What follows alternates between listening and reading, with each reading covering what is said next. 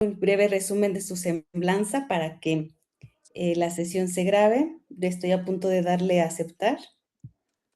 Buenas tardes a todos. El Poder Judicial del Estado de Tlaxcala les da la más cordial bienvenida. Hoy presento a la doctora magistrada Erika Isela Castillo Vega. Voy a leer una breve semblanza.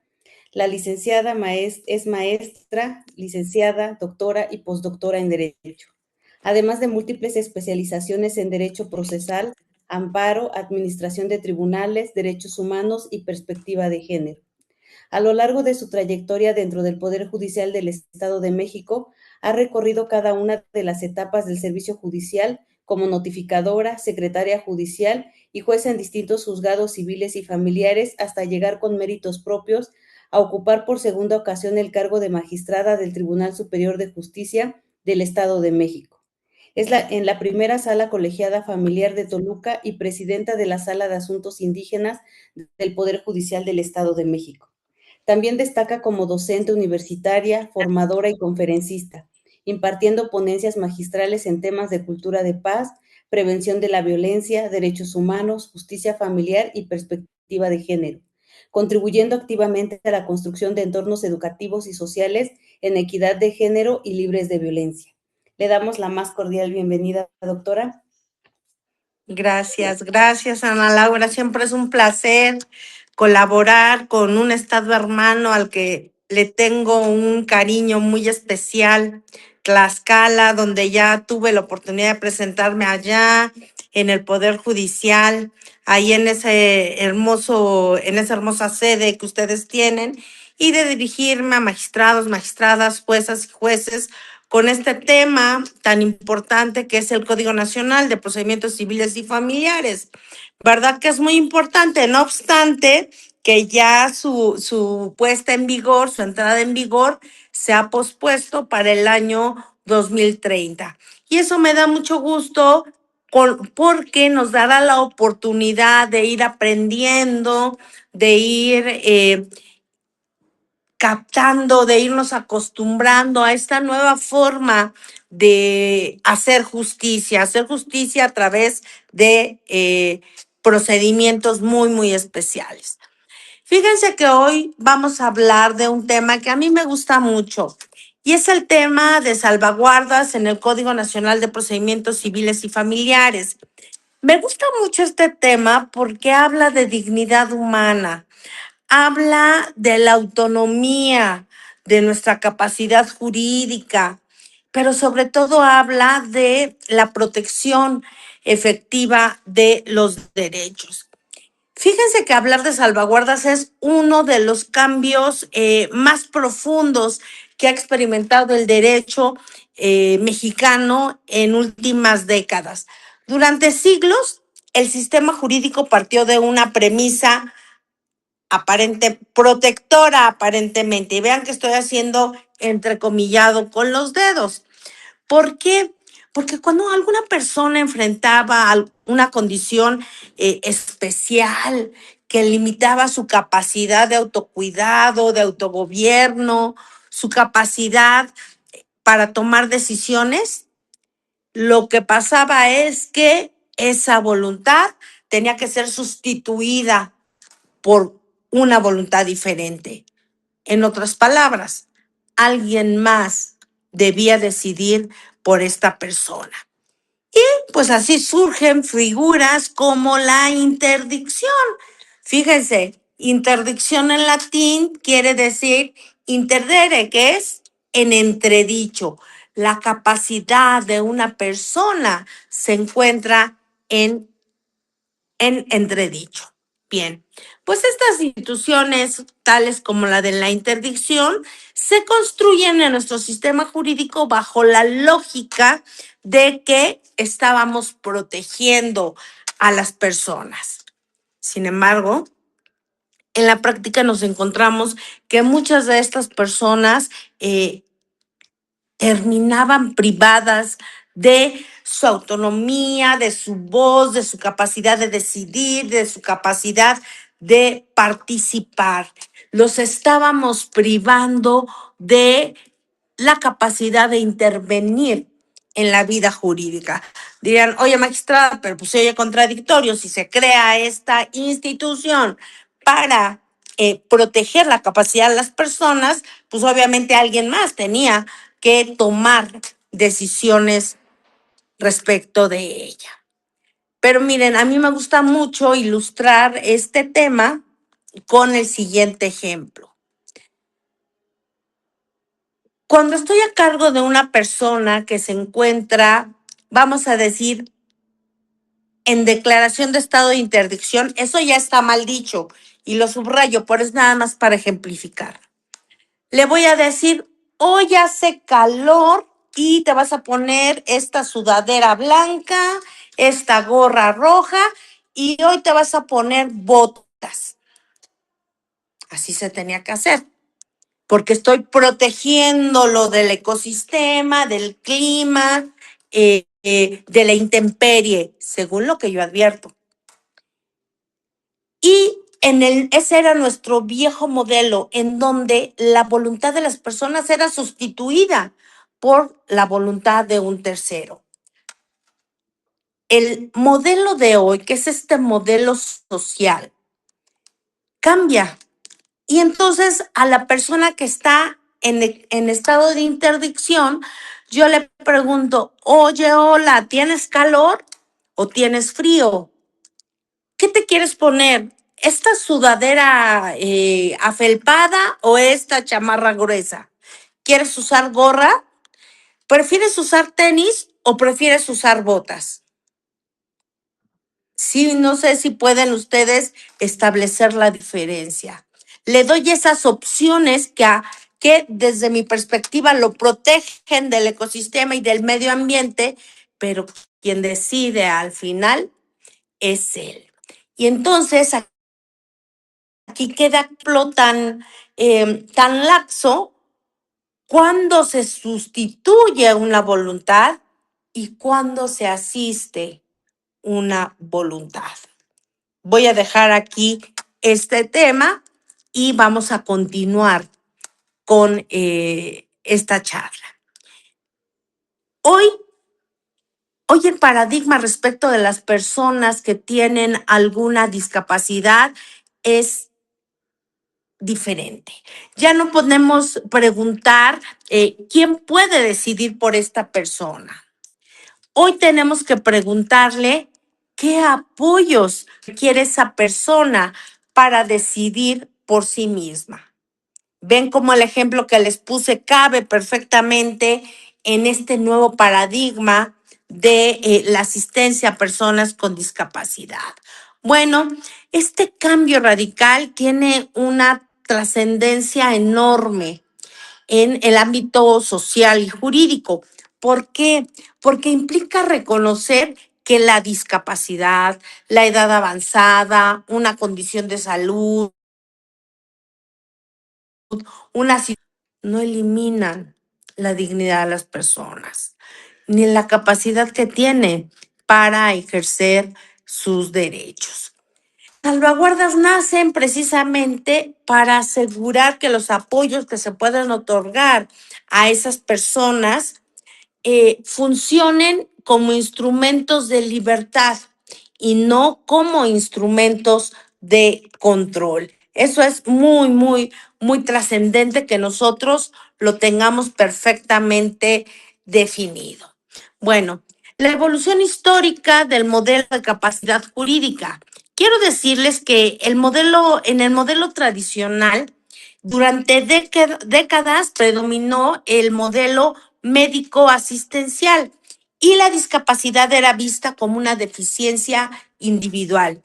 Y la respuesta jurídica de las instituciones era la de sustituir la voluntad de esta persona. Y entonces, ¿qué hacía el Estado? Bueno, pues el Estado nombraba tutores, curadores, representantes. Y la persona dejaba de participar en las decisiones importantes de su vida. Frecuentemente, esta persona que era declarada en estado de interdicción no podía comparecer a juicio, no podía tomar decisiones patrimoniales, aunque el propósito era proteger y muchas veces el resultado fue que estas personas eran excluidas de la toma de decisiones en su propia vida. Bien, hay un cambio internacional y entonces se aprueba la Convención de los Derechos de las Personas con Discapacidad. Y esta aprobación de esta convención marcó una transformación profunda en el área de derechos de personas con discapacidad. Fíjense que la Organización de las Naciones Unidas reconoció que las personas con discapacidad poseen capacidad jurídica en igualdad de condiciones que las demás. Y que el tema no era que ellas se adaptaran a la sociedad, sino que la sociedad generara instrumentos que hicieran más sencillo que estas personas pudieran intervenir en sus actos de autogobierno y toma de decisiones. Y este cambio internacional implica abandonar el modelo de sustitución de la voluntad y adoptar este nuevo modelo de apoyos, donde la persona continúa siendo quien decide, pero los apoyos facilitan su comprensión, su comunicación y la expresión de su voluntad. ¿Qué pasa en México? Bueno, la Suprema Corte de Justicia de la Nación ha sostenido reiteradamente que las figuras que eliminan completamente la capacidad jurídica son incompatibles con los derechos humanos. Por eso hay muchos estados, y me parece que Tlaxcala está incluido en este catálogo, el Estado de México también lo está, en donde el procedimiento que teníamos que hablaba precisamente de la declaración de estado de interdicción, fue declarado inconstitucional. Y tenemos ahí varias ejecutorias de la primera sala de la Suprema Corte de Justicia de la Nación que así lo refiere. Precisamente con los argumentos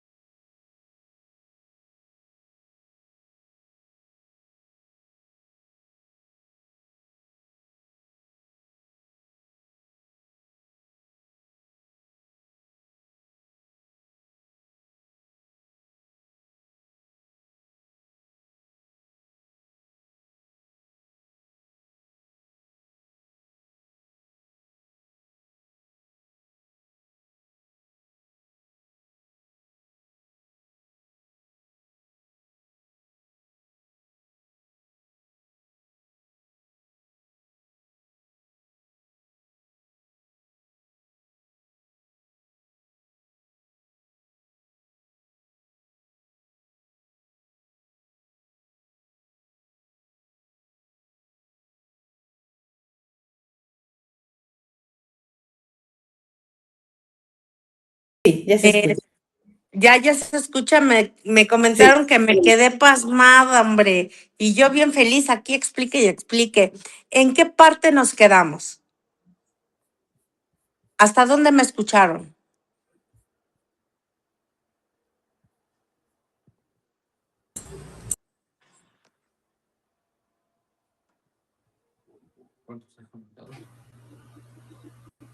Hasta el cambio que dijo usted. Hasta el cambio de el concepto de salvaguarda ya no lo escucharon, ¿verdad? Bueno, No. vuelvo a retomar desde el cambio internacional. Reitero que la aprobación de la Convención sobre los Derechos de las Personas con Discapacidad es el punto que marca una transformación histórica. La Organización de las Naciones Unidas reconoce que las personas con discapacidad poseen capacidad jurídica en igualdad de condiciones que el resto de los demás. Entonces, esta nueva apreciación implica abandonar el modelo de sustitución y adoptar este modelo de apoyos, en donde la persona continúa siendo quien decide, pero los apoyos facilitan la comprensión, la comunicación, la expresión de la voluntad. ¿Qué es lo que pasa en México? Bueno, la Suprema Corte de Justicia de la Nación ha sostenido reiteradamente que las figuras que eliminan completamente la capacidad jurídica de la persona son incompatibles con los derechos humanos. Precisamente lo que pasaba con los procedimientos especiales que teníamos en los estados de declaración de estado de interdicción, en donde por completo se sustituía la voluntad de la persona que se solicitaba se declarara en interdicción. Entonces, la Suprema Corte nos dice es incompatible con derechos humanos y deben de proscribirse de los códigos de procedimientos civiles de México. Bien, además dice no es convencional, es inconvencional todos esos procedimientos que vulneren la posibilidad de que las personas puedan expresarse y se considere que su voluntad debe de ser tomada en cuenta para emitir determinaciones. ¿Y cómo se refleja realmente esto? Bueno, a través del Código Nacional de Procedimientos Civiles y Familiares, que recoge precisamente esta visión y establece procedimientos que se orientan a reconocer la autonomía de la voluntad de las personas, proporcionar apoyos, implementar salvaguardias y garantizar la revisión periódica o supervisión de esta actividad que realizan estas personas de apoyo. ¿Cómo puedo conceptuar el término de salvaguardia? Bueno, las salvaguardias no son otra cosa que mecanismos jurídicos diseñados para proteger a la persona frente a posibles abusos en el ejercicio de apoyos. No sustituyen derechos, no restringen libertades, no se limita la personalidad jurídica y su fin único es el de proteger la voluntad de esa persona. Dentro de una definición práctica, podremos decir que es el conjunto de medidas de supervisión, control y protección que son destinadas a asegurar que los apoyos respeten la voluntad, las preferencias y derechos de las personas. ¿Cuáles son los elementos fundamentales para la designación de las salvaguardias? El primero y el más importante, el respeto a la voluntad. El respeto a la voluntad de las personas constituye el eje central de este sistema de apoyos y salvaguardas. No deben sustituirse por familiares, autoridades o terceros. La persona que requiera que se le establezca o se le designe un apoyo tiene el derecho de decidir qué persona o qué institución podrá realizar o tendrá que fungir en este diseño de apoyos. Debe de respetarse la preferencia de las personas. ¿Qué quiero decir con esto? Las personas tienen derecho a elegir, incluso cuando otros estimen que existe una alternativa más conveniente. Otra característica es que se da protección frente a influencias indebidas. Una decisión deja de ser libre cuando existe, esto lo debemos de tener muy, muy claro, cuando existe presión emocional, cuando hay manipulación económica, cuando hay una dependencia absoluta, inclusive cuando hay coacción familiar. Las salvaguardias buscan detectar y evitar estas situaciones. ¿Cuál es el fundamento constitucional y convencional? Bueno, tenemos el artículo primero de nuestra Constitución. ¿Sí me escuchan? ¿Sí Sí, me Sí, escuchan? magistrada. Perfecto. Sí, sí, lo Es que otra escuchamos, vez gracias. vi como que se quedó pasmada. Dije, Sí. ay, bueno, Ah, ya bien. no, ¿Ya no? ya no, Todo bien, ya no, maestra. ya no. Ay, Dios santo. A ver. sí, sí, sí. Ya, ahí le ¿Ya? escuchamos, de momento se pierde, Sí. pero sí, ya ahorita le escuchamos. Bueno, pues aquí estamos. Ahí veo yo, es que aquí con estas,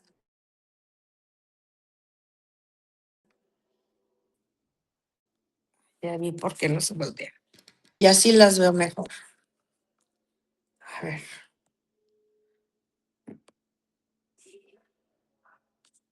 Creo que así está un poco mejor. Bien. ¿Cuáles son los fundamentos? Tenemos fundamento constitucional y fundamento convencional. La Constitución, por supuesto, es nuestro primer fundamento y específicamente, pues, el ya muy conocido artículo primero, en donde se reconoce la dignidad humana, la igualdad, la no discriminación y se otorga la protección más amplia a los derechos humanos. Tenemos la Convención sobre los Derechos de las Personas con Discapacidad. Precisamente en su artículo 12 establece que los estados deben proporcionar apoyos para el ejercicio de la capacidad jurídica y salvaguardias adecuadas y efectivas. Tenemos también la observación número 1 del Comité de los Derechos de las Personas con Discapacidad y nos señala esta observación 4 puntos oralmente. Número 1, esto sí, apréndanselo muy bien, que la capacidad jurídica es universal, que nadie puede ser privado de ella, que los apoyos deben de respetar la voluntad de la persona a la que están asistiendo y que las salvaguardias deben de evitar abusos. Aquí es donde las salvaguardias se encuentran los principios en que se sustenta su actuación. Es la dignidad humana, porque ya sabemos que para todas las personas tenemos ese valor intrínseco, la autonomía. Toda persona tiene el derecho de gobernar su propia vida, de tomar sus propias decisiones e inclusive de cometer sus propios errores. El libre desarrollo de la personalidad. Cada individuo puede construir su proyecto de vida basado en sus preferencias, en sus creencias, en sus capacidades, en sus sueños. Este sistema protege precisamente ese derecho que tenemos todos y todas de generar nuestro propio proyecto de vida, sentirnos realizados, que es el fin último por el que estamos aquí. Otro elemento es la igualdad. Las diferencias no justifican las restricciones de los derechos. La igualdad es un principio básico de la justicia. Si entramos en cuestiones filosóficas, bueno, tenemos el postulado de debemos tratar igual a los iguales y desigual a los desiguales, que analizado realmente nos da un aspecto muy ilustrativo de lo que es deseable dentro de la justicia. Hablamos también de el control de las salvaguardias. Uno de los grandes avances del Código Nacional de Procedimientos Civiles y Familiares es precisamente colocar al juez como garante de la autonomía, de la expresión de la voluntad de las personas. ¿Por qué? Porque la autoridad jurisdiccional debe indefectiblemente escuchar personalmente a esa persona que requiere de apoyos o salvaguardias, analizar cuáles son, valorar los apoyos que son propuestos y supervisar que efectivamente las salvaguardias funcionen y estén concentradas en asistir a esa persona en los aspectos de su vida. Las audiencias que se celebran en esta nueva forma de ver la capacidad de las personas debe de generarse pensando que ya no nada más es un espacio técnico, debe de convertirse en un espacio de escucha.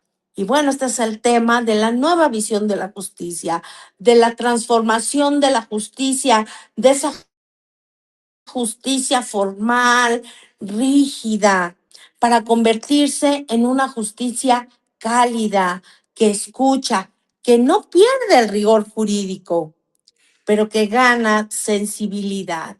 Y creo que este nuevo sistema de guardas y salvaguardias es uno de los ejemplos más claros de lo que hoy debe de ser la justicia. Las audiencias, repito, deben dejar de ser un espacio técnico para convertirse en un espacio de escucha. ¿Y cómo es eso, Erika? Bueno, quienes administramos justicia debemos de centrarnos en lo que esa persona, qué podemos hacer desde la sociedad para que esa persona pueda ejercer su capacidad jurídica. Y para ello debemos de preguntar qué desea esa persona, qué comprende, qué apoyos requiere, quién le inspira confianza. Así es como podremos designar unas salvaguardias que realmente sean eficaces para lograr esa armonía en el desarrollo de esa persona. Hace unos momentos, cuando les refería que se han declarado inconstitucionales los procedimientos especiales de declaración de estado de interdicción, y que lo que hemos estado haciendo de aquí a que tenemos ya el procedimiento que establece el Código Nacional de Procedimientos Civiles y Familiares son ajustes razonables al procedimiento.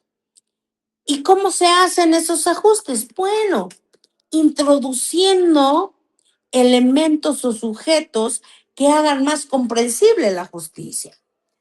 ¿Cómo podemos garantizar que una persona con discapacidad tenga esa comunicación real con quien está juzgando? Bien, puede requerirse para hacer efectiva ese acceso a la justicia la participación de intérpretes, el uso del lenguaje claro, del lenguaje sencillo, del lenguaje ciudadano, sistemas aumentativos de comunicación y plasmarlo en material accesible. Esto con la finalidad de que esa persona que tiene alguna discapacidad tenga una comunicación directa, sin intermediarios, con quien tomará las decisiones y con quien rige el proceso. Esto es el juez o la jueza. Bien, en este tipo de decisiones, quienes impartimos justicia, debemos de realizar, lo voy a decir así, una motivación reforzada. Todas sabemos que todas las determinaciones judiciales, entre otros requisitos, deben de ser debidamente emitidas, debidamente fundadas y motivadas. La fundamentación implica la situación de los preceptos legales que son aplicables al caso y la motivación, cuáles son los hechos o condiciones que llevan al juez a determinar de una forma. Bueno, pues cuando se trata de guardas y salvaguardas, esa motivación debe de ser reforzada. Y toda decisión judicial debe justificar tres cosas esencialmente. Esto también anótenlo. ¿Por qué se establecen los apoyos? ¿Por qué son necesarios? ¿Y por qué son proporcionales? Estos tres elementos, el juez no puede perderlos de vista cuando designe una salvaguardia a una persona. Otro toque de humanidad y de interés por parte del Estado para vigilar que las personas con discapacidad puedan ejercer sus derechos y cumplir sus obligaciones desde su posibilidad es que esas medidas, esas designaciones, los efectos de las decisiones que tomen las guardas y los salvaguardias deben de ser revisadas. ¿Y en qué temporalidad deben de dictarse o cuánto tiempo durarán en su encargo? Bueno, Lo primero que he de decirles es que las salvaguardias no pueden ser permanentes. ¿Por qué? Porque la autonomía de la voluntad evoluciona, las condiciones cambian y los apoyos deben adaptarse. Y el principio de temporalidad, cuando se determina el establecimiento de una salvaguardia, debe de tomarse en consideración. ¿Y cuál es la regla? Es muy sencilla. Toda medida debe durar únicamente el tiempo indispensable. Hasta que esa discapacidad desaparezca, hasta que esa persona determine que ya no necesita más un apoyo o una salvaguardia. Entonces, la medida durará el tiempo que resulte indispensable.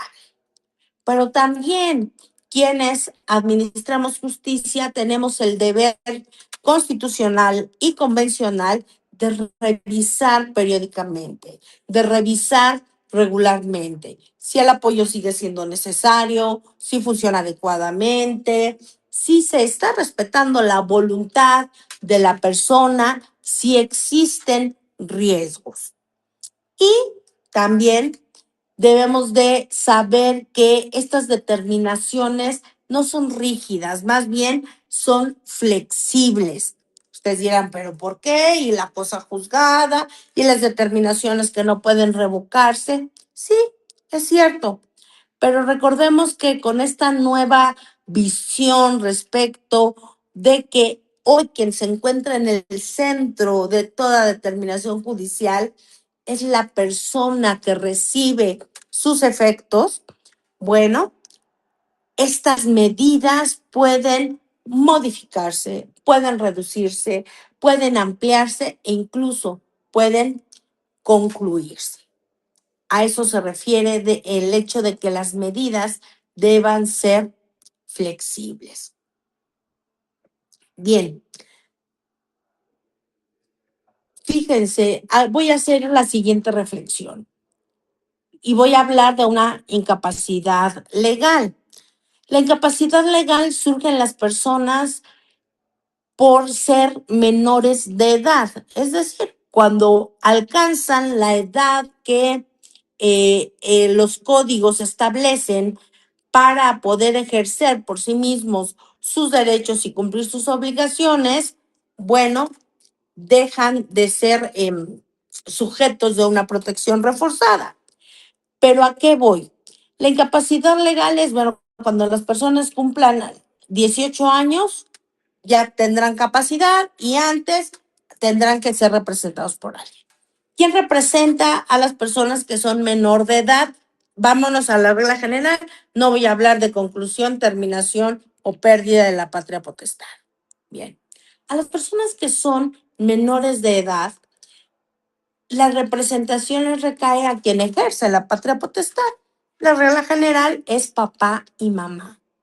Ese vínculo natural que existe entre el padre, la madre y los hijos e hijas es algo natural, es algo instintivo, es algo que crece dentro de nosotros y que sabemos que así tiene que ser.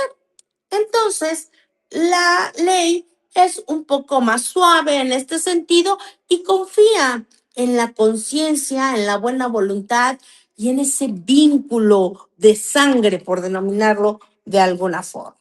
Y dice, bueno, sí tenemos que tomar restricciones, pero pues es lógico que si es su hijo o si es su hija, pues tendrá que procurar. ¿Qué pasa con el sistema de salvaguardas?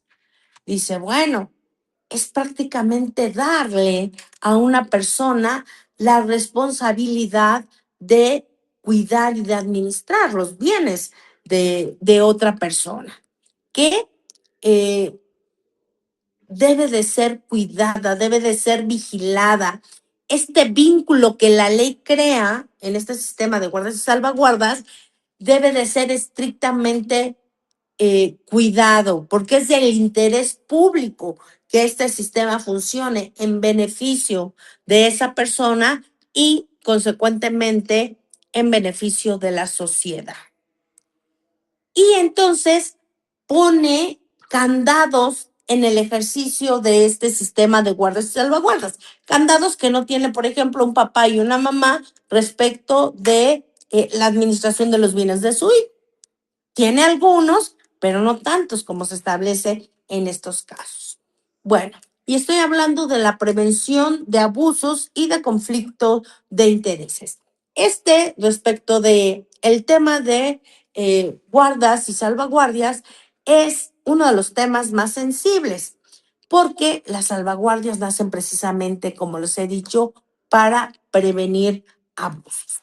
Abusos, desde abusos patrimoniales, que pueden presentarse cuando una persona controla recursos económicos, dispone de bienes o administra cuentas bancarias. Toda persona que administre bienes tiene una obligación clara y es la de rendir cuentas. Abusos familiares. ¿Qué quiero decir cuando hablo de abusos familiares? En ocasiones, lamentablemente, el riesgo proviene del entorno más cercano, de ese primer círculo. Y las salvaguardias deben proteger incluso frente a los familiares. Otro riesgo que se corre es la influencia indebida. Y ocurre precisamente cuando la voluntad de la persona es reemplazada por la voluntad de otro. Y eso es lo que tenemos que evitar. ¿Puede también surgir un conflicto de intereses? Sí.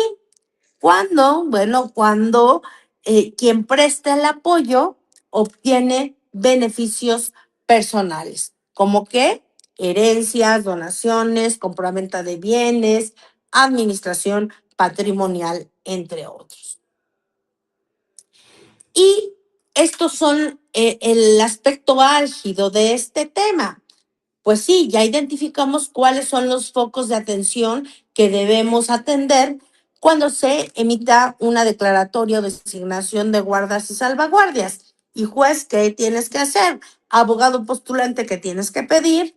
Bueno, deben establecerse herramientas de prevención, como cuáles: la supervisión judicial que el propio código impone, la rendición de cuentas, como les referí hace un momento, la revisión periódica de esas cuentas y del estado físico, del estado integral de la persona que está sujeta a alguna guarda o salvaguardia, y sobre todo la existencia de transparencia patrimonial, sin dejar, por supuesto, de observar la participación activa de la persona que ha solicitado la designación de salvaguardas. Bien. En una reflexión final, quiero decirles que las salvaguardias constituyen uno de los mayores avances en materia de derechos humanos de nuestro tiempo y representan el tránsito de una justicia paternalista hacia una justicia basada en la dignidad. Y hoy entendemos que proteger no significa sustituir, pero sí significa escuchar, proteger, acompañar. Proteger cuando sabemos que significa generar condiciones para que cada persona pueda ejercer sus derechos y de manera libre y auténtica pueda sentirse valorado, respetado y visto por el aparato estatal y por la sociedad en general. Y el verdadero desafío para las y los operadores jurídicos consiste en recordar que detrás de cada expediente existe una persona con sueños, con historias, con afectos, con miedos y también con proyectos de vida. ¿Por qué debemos de tener en mente que la justicia más humana no es aquella que decide por las personas? Es aquella que le permite decidir por sí misma y les otorga las herramientas necesarias para hacerlo en condiciones de igualdad, de libertad y de dignidad.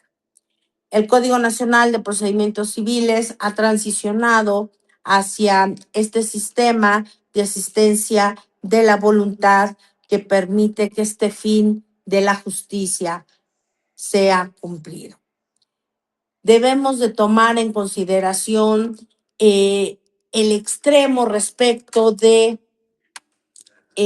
cuestiones en donde no se pueda recabar la voluntad de una persona, donde una persona no puede expresar si requiere un apoyo para una área específica de su vida o si requiere un apoyo integral o total. A esos casos se les denomina casos extraordinarios. Y recapitulo para ir cerrando.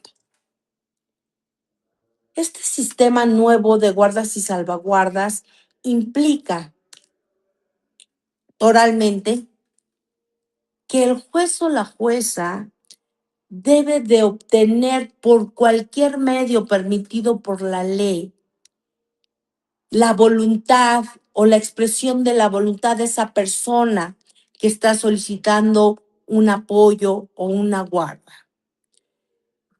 Debe de generar todas las condiciones necesarias para que esa persona pueda expresarse, sea comprendida. Y aquí se habla de la accesibilidad de la justicia, lo que hablamos hace un momento. Esta persona podrá decidir quién lo asistirá, en qué áreas de su vida lo asistirá y determinar quién supervisará incluso.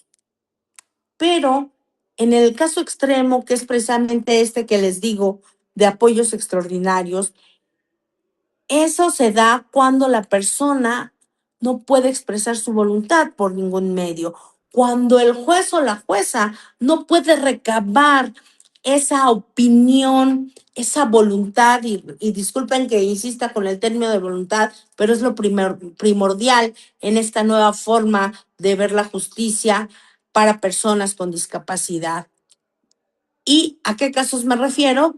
Pues a las personas que se encuentran en estado vegetativo, en donde es necesario designarles un apoyo extraordinario. Y ustedes dirán, bueno, ¿y entonces ahí cómo le va a hacer el juez? Si se supone que en esta nueva forma de ver la justicia se debe tomar en cuenta lo que quiere esa persona que requiera el apoyo y generar las mejores condiciones para su desarrollo personal, para su proyecto de vida. ¿Y acá cómo le va a hacer el juez? Bueno, lo que se ha optado es que el juez debe de analizar la última temporalidad de vida de esa persona antes de caer en esa situación de discapacidad que le impide expresarse y determinar de entre ese contexto, esas personas que a su alrededor lo acompañaban en su vida diaria, quién es la persona idónea para ser designado como apoyo extraordinario, que se ocupe del cuidado integral de la persona y en su caso de los bienes que posea. Aquí es donde el juez determina de manera directa, pero únicamente en esos casos extraordinarios. Porque recuerden, este nuevo sistema lo que quiere es brindar las herramientas necesarias para que todas las personas y las personas con discapacidad puedan desarrollarse en ámbitos de igualdad, de libertad y de dignidad. Con esta parte cierro mi participación. Quiero decirles que para mí es un honor poder dirigirme a personas que como yo aman la justicia, personas que como yo saben que la especialización y la actualización es muy, muy importante porque el derecho evoluciona, la sociedad evoluciona, las familias evolucionan, las personas hoy tenemos nuevas metas, nuevas visiones de vida. Quedo atenta a algún cuestionamiento, alguna pregunta que deseen realizar y les pido que no olviden que cada cosa que hago, la hago siempre de verdad con pasión por la justicia. Y tienen una amiga acá en el Estado de México, en la primera sala familiar colegiada de Toluca y en la sala de asuntos indígenas. Muchas gracias a todas y a todos por su atención.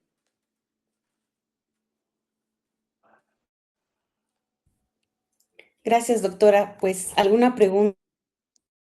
Vamos a probar a la doctora en vivo, ya que este diplomado se realiza de forma autogestiva, entonces esta es una oportunidad que tenemos de tenerla el día de hoy. Si existe alguna pregunta, por favor, levanta mano.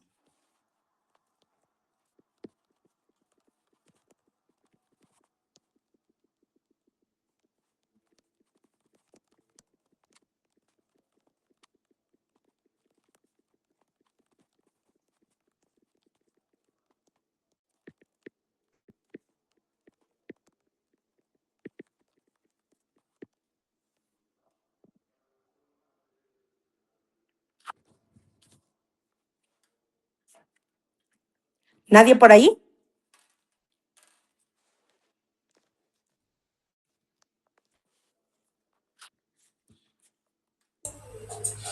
Doctora, bueno, magistrada, solo agradecerle que comparta con nosotros sus conocimientos. Verdaderamente, usted lo acaba de decir, es muy importante mantenerse actualizado. Gracias. Gracias, muchas gracias.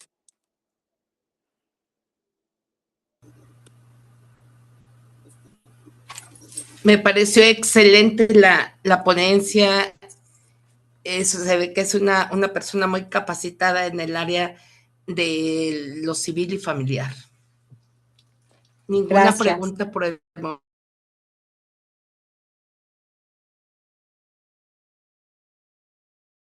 momento. Gracias, gracias.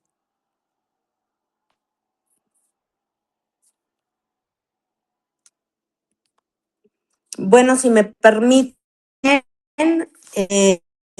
les hago llegar el tema desarrollado en la forma en como está expuesto y ojalá les sea de utilidad. Creo que lejos de hacer cita de preceptos legales, es importante que comprendamos el contenido sustancial de esta nueva forma de ver el ejercicio de los derechos de personas con discapacidad. El texto de los artículos, ustedes lo tienen, no hay más que leerlo, únicamente es una remembranza, por decirlo de alguna forma, de conceptos básicos que ya conocemos y que son precisamente la solicitud, la asistencia de la persona que solicita el establecimiento, designación de guardas y salvaguardas, establecer cuáles son las áreas en su vida en donde él requiere o ella el apoyo de esta o la asistencia de guardas o salvaguardas, quien desea que así se realice, y el juez lo único que tiene que hacer es calificar esta solicitud y determinar si efectivamente esa persona que se está proponiendo cumple con los parámetros para poder desempeñar ese encargo. Si va a administrar bienes, bueno, discrecionalmente se determinará el monto de una garantía y por supuesto se le impone la obligación de rendir cuentas, que son principios generales que ustedes ya saben. No hay más que seguir el procedimiento, que es muy breve, de hecho, que establece el Código Nacional. Y mi intención primigente transmitirles esta nueva forma de que podamos desde la justicia y desde la posición alguna discapacidad. De cualquier debemos de discernir entre la capacidad legal, capacidad legal, la capacidad natural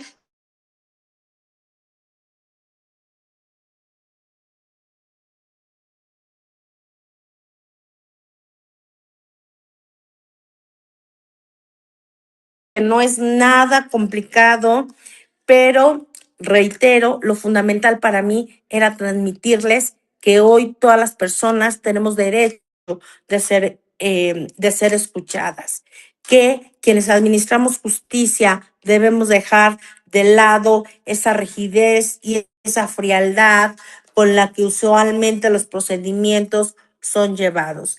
Y debemos de analizar cada caso pensando que detrás de esa hoja que estamos leyendo hay una persona y que las determinaciones judiciales transforman vidas, que generemos que las determinaciones que emitamos transformen la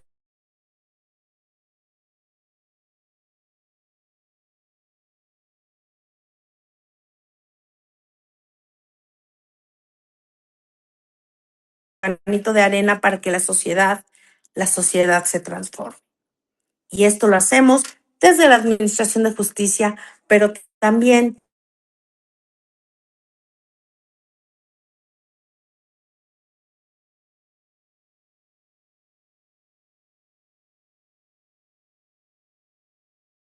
y que ideal, sino que sea una realidad viva en nuestra comunidad y en nuestra sociedad.